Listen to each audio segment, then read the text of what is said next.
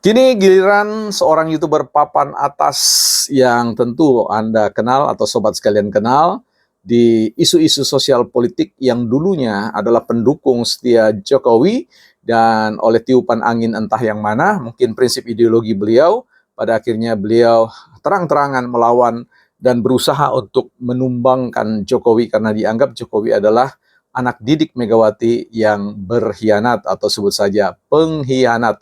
Saya tidak tahu pengkhianat yang dalam hal apa. Tetapi beliau sangat serius untuk menarasikan tentang pertarungan pilkada di Jawa Tengah yang dianggap sebagai suatu pertarungan Batara Yuda ya, antara penguasa yang zolim dan ada ancaman yang luar biasa yang dikeluarkan menurut beliau oleh Megawati, jangan sampai rumah atau kandang direbut orang lain, kalau tidak maka seluruh elit-elit politik akan mengalami nasib ya, pensiun atau menjadi gelandangan politik.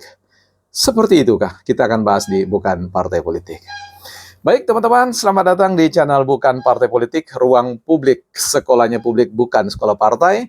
Tempat kita saling menajamkan ya, argumentasi kita, meninggikan argumentasi kita, tidak dengan meneriakkan atau dengan suara yang keras atau lagi emosi. Don't raise our voice, emotion but argument. Teman-teman, kembali kami ingatkan bahwa ada sebidang tanah 10x20 di sekitar IKN. 10 sampai 15 menit ya sudah sampai di titik nol ya, seperti itu di IKN, Ibu Kota Nusantara. Dan teman-teman bisa cek informasinya dan berkomunikasi dengan tim marketing di sana di website bukanpartaipolitik.com. Sebagai informasi bocoran bahwa Bukan Partai Politik sudah berinvestasi di sana untuk membangun sebuah kantor atau padepokan untuk sekolah publik dan seterusnya ya. Nantikan langkah-langkah berikutnya di tahun-tahun yang akan datang.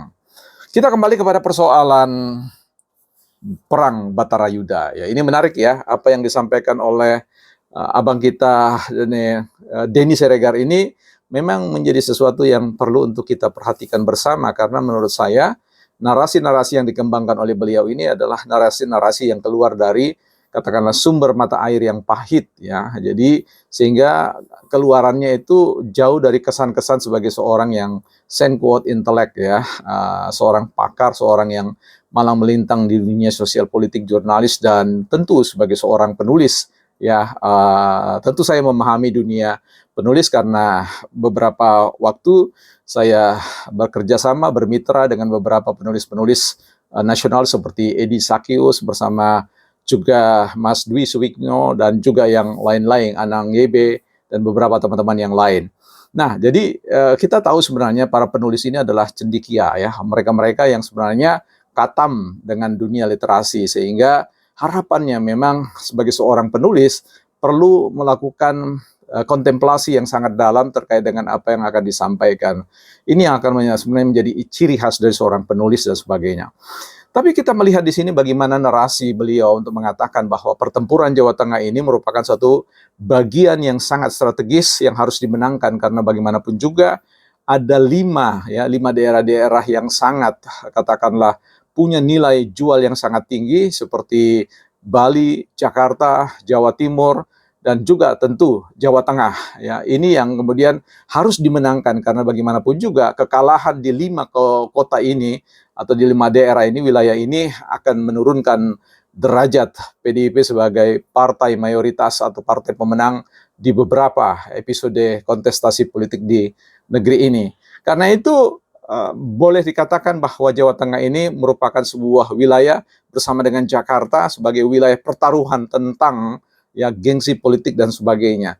Tetapi yang saya rasa perlu kita cermati bersama di sini bahwa narasi beliau terkait dengan pertarungan antara Jokowi dan juga Partai Demokrasi Indonesia Perjuangan ini menurut saya dinarasikan tidak terlalu elegan ya.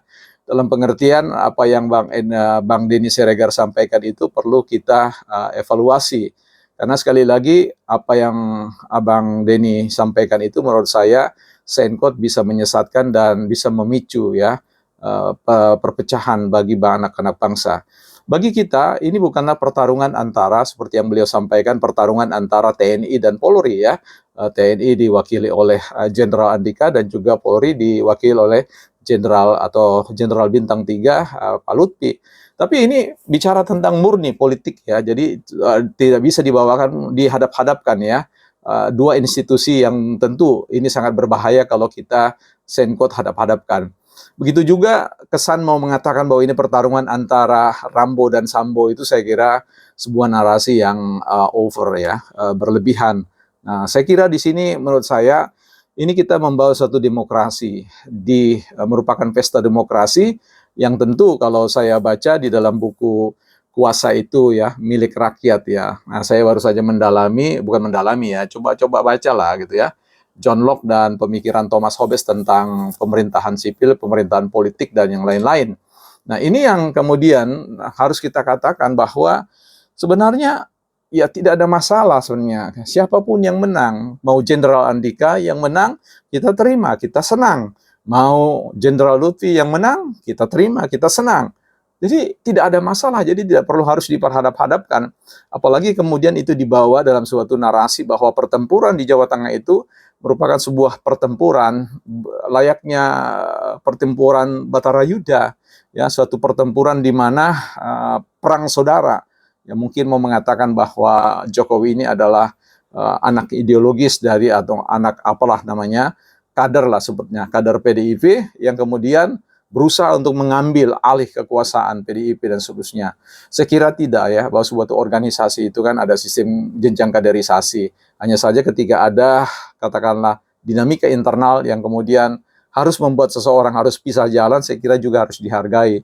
Sekali lagi ini bukan pertarungan antara Jokowi atau Bu Megawati. Ini sebenarnya adalah satu pertarungan ya, bukan pertarungan sebenarnya. Ya sebagai sebuah pesta demokrasi di mana mekanisme politik kita, demokrasi mayoritas itu mau dikedepankan dengan mekanisme bagaimana pemilik kuasa itu sebagaimana yang dituliskan di dalam buku John Locke ini, bahwa kuasa itu milik rakyat. Jadi yang menentukan itu bukan Jokowi, bukan Bu Mega, bukan Jenderal Andika dan sebagainya. Mereka semua itu adalah mengkampanyekan saja bahwa di bawah penugasan, di bawah katakanlah kepercayaan, pemberian legitimasi kepada siapapun itu, maka mereka akan melaksanakan kehendak rakyat. Jadi jangan sampai kemudian ini dihadap-hadapkan, apalagi mau mengatakan dengan embel-embel bahwa Jokowi pengkhianat, kemudian pertarungan antara yang penguasa yang zolim dan sebagainya. Ini saya kira suatu narasi yang tidak perlu dikembang-kembangkan ya. Biarkanlah demokrasi ini berjalan. Siapa saja yang mau dipilih di Jakarta yang mau menang Pak Ridwan Kamil, ya kita syukuri. Yang menang Pramono dan Rano, kita juga syukuri ya. Kalau kemudian menarasikan bahwa ada peta koalisi Indonesia Maju ya, Kim Plus yang kemudian berhasil menguasai hampir mayoritas wilayah-wilayah pertarungan politik, saya kira jangan dibesar-besarkan karena berbagai macam wilayah kita lihat bahwa juga Kim Plus itu juga tidak berada pada posisi selalu bersama. Jadi itu terpetakan pada konteks kepentingan politik masing-masing partai-partai yang ada. Dan kita sudah menerima bahwa sistem demokrasi kita adalah demokrasi multipartai dan itu dijamin oleh undang-undang. Jadi marilah kita berdemokrasi, berpilkada dengan berangkat dari titik pijakan suara hati masing-masing. Kita punya one man one vote, satu suara, dan percayakanlah itu kepada siapa. Mau kepada Pak Jenderal Andika, berikan. Kepada Pak Lutfi, berikan. Kepada Ridwan Kamil, berikan. Kepada Pak Pram, berikan. Tidak ada, everything will be okay ya. Jadi buat para YouTuber atau katakanlah seperti Bang Denny Siregar ini, saya kira kita sebagai seorang YouTuber atau katakanlah ya sebagai seorang influencer sebenarnya, saya tidak mau menyebut buzzer, kalaupun buzzer ya buzzer NKRI lah ya. Sebagai seorang influencer, saya kira kita pasti harus membangun narasi yang katakanlah slow, tenang, dan mencoba untuk melihat bahwa lawan kita itu adalah ketika ada partai politik yang berusaha untuk melawan ideologi negara, yang berusaha untuk menghancurkan negara ini. Kalau persoalan kontestasi siapa yang mau memimpin Jawa Tengah, memimpin Solo, yang memimpin Jawa Timur, yang memimpin Jakarta, yang memimpin Bali dan sebagainya, ya silakan saja ya. Rakyat akan memberikan hak suara mereka dan mempercayakan kepada siapa, kita syukuri bersama. Demokrasi pilkada 2024 ini harus berjalan dengan tenang, mengasihkan, dan tentu perlu kita waspadai bersama, bukan partai politik.